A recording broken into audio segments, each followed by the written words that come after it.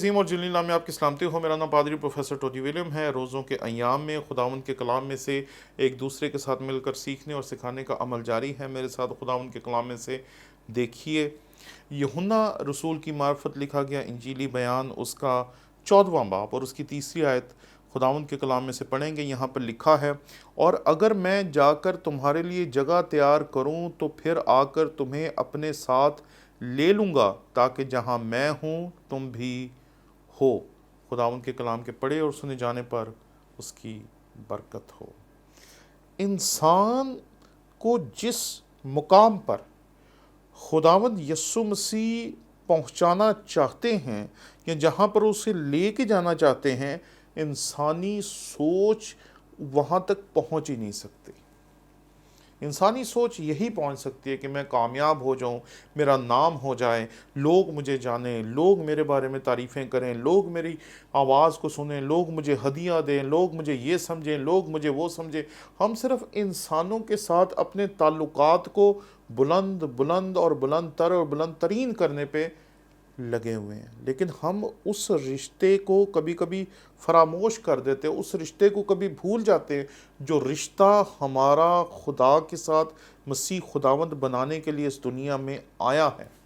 خداوند کے کلام میں یہاں پر لکھا ہے، اور اگر میں جا کر تمہارے لیے جگہ تیار کروں تو پھر آ کر تمہیں اپنے ساتھ لے لوں گا، تاکہ جہاں میں ہوں تم بھی ہو۔ مسیح خداوند کا جانا بہت ضروری ہے۔ مسیح خداوند کا مردوں میں سے زندہ ہو کر جانا بہت ضروری ہے، کیونکہ مسیح خداوند وہ پہلا شخص ہے جو مردوں میں سے زندہ ہوا ابدیت کے لیے۔ بات کو سمجھیں، مسیح خداوند نے مردے زندہ کیے، پرانے عہد نامے میں مردے زندہ ہوئے، اور نئے عہد نامے میں بھی بہت سارے مردوں کے زندہ ہونے کا تذکرہ ہمیں ملتا ہے، لیکن ایسا مردہ کوئی زندہ نہیں ہوا جو ابدیت کے لیے زندہ ہوا، جس پر دوبارہ موت واقع نہیں ہو سکتی، جس کا بدن جلالی بن گیا۔ مسیح خداوند جو ہے وہ جلالی بدن میں زندہ ہوا۔ اس نے کائنات کو یہ احساس بخشا کہ اب وہ انسانیت کو کس نہج، کس بلندی اور کس مقام پر لے کے جانا چاہتا ہے، اور اس نہج، اس بلندی اور اس مقام پر لے کے جانا اس کا مقصد تھا۔ اس کا مقصد یہ تھا کہ ہمیں اس مقام پر لے کے جائیں، اور یہ ہو نہیں تھا سکتا جب تک وہ نہ جائیں، جب تک وہ مردوں میں سے زندہ ہو کر نہ دکھائیں کہ وہ کیا کر سکتا ہے۔ اور کئی مرتبہ جب میں ان آیات کو دیکھتا ہوں تو میں ایکسائٹڈ ہو جاتا ہوں، اور میں اکثر یہ کہہ دیتا ہوں، مسیح خداوند نے جو کہا وہ کر کے دکھایا۔ مسیح خداوند نے لارے نہیں لگائے، اس نے جو کہا وہ کر کے دکھایا۔ اس نے کہا میں مردوں میں سے زندہ ہوں گا، وہ زندہ ہوا۔ اور اس دنیا میں کوئی انسان ایسا نہیں جو اس کی طرح مردوں میں سے ابدیت کے لیے زندہ ہوا ہو۔ بس اس کی کوئی مثال ہی دنیا پیش نہیں کر سکتی۔ آدم سے لے کر اس دنیا میں آنے والے آخری انسان تک کوئی اس کی مثال نہ تھی، نہ ہے، اور نہ کبھی ہو سکے گی۔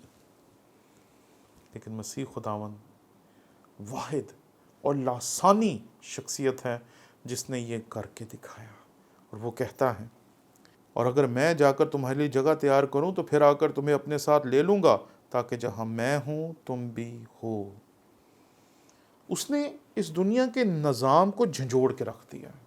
اس دنیا کا نظام تھا انسان مر گیا، عالم ارواح میں چلا گیا، اور اب وہ کسی دن جب قیامت ہوگی، یوم حشر ہوگا یا عدالت کا دن ہوگا، تو اس دن وہ تمام مردے جو ہیں وہ زندہ ہوں گے۔ لیکن اس نے سارے نظام کو بدل کے رکھ دیا۔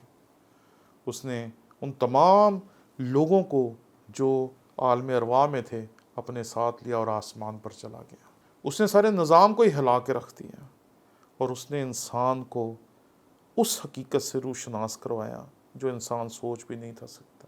اس نے انسان کو اپنے خالق کے ساتھ ایک ایسے گہرے رشتے میں منسلک کرنے اور باندھ دینے کا انتظام کیا جو کوئی اور انسان سوچ بھی نہیں سکتا۔ بہت ساری باتیں لوگ کرتے ہیں۔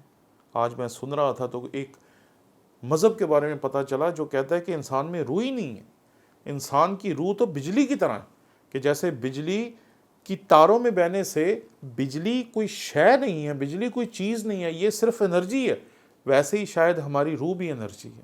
ارے انسان روح کو چھو نہیں سکتا، دیکھ نہیں سکتا، وہ روح کے بارے میں بتا کیا سکتا ہے؟ روح کے بارے میں وہ بتا سکتا ہے جو خود روح ہے، جو خود روح نہیں ہے، جن کی ذات اس دنیا میں چھوئے جانے والی چیزوں سے آگے بڑھ ہی نہیں سکتی، وہ انسانی روح کی کیا تشریح پیش کریں گے؟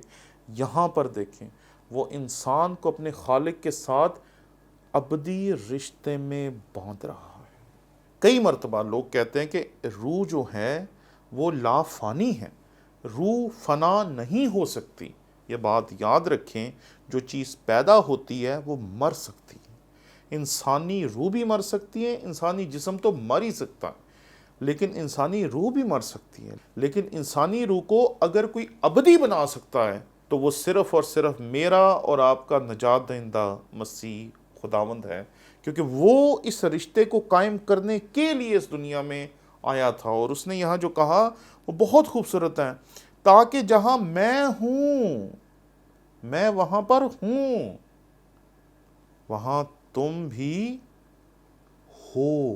یعنی کہ اس مقام پر وہ انسانیت کو لے کے جانا چاہتا ہے کہ ہم اس کے ساتھ ایک ابدی رشتے میں بندھ جائیں جو ہمیشہ قائم رہے گا۔ کیا خوبصورت امید ہے جو مسیح خداوند نے انسانیت کو بخشی ہے۔ میں اس امید کو زندہ امید کہتا ہوں، کیونکہ اس نے یہ مردوں میں سے زندہ ہو کر امید بخشی ہے۔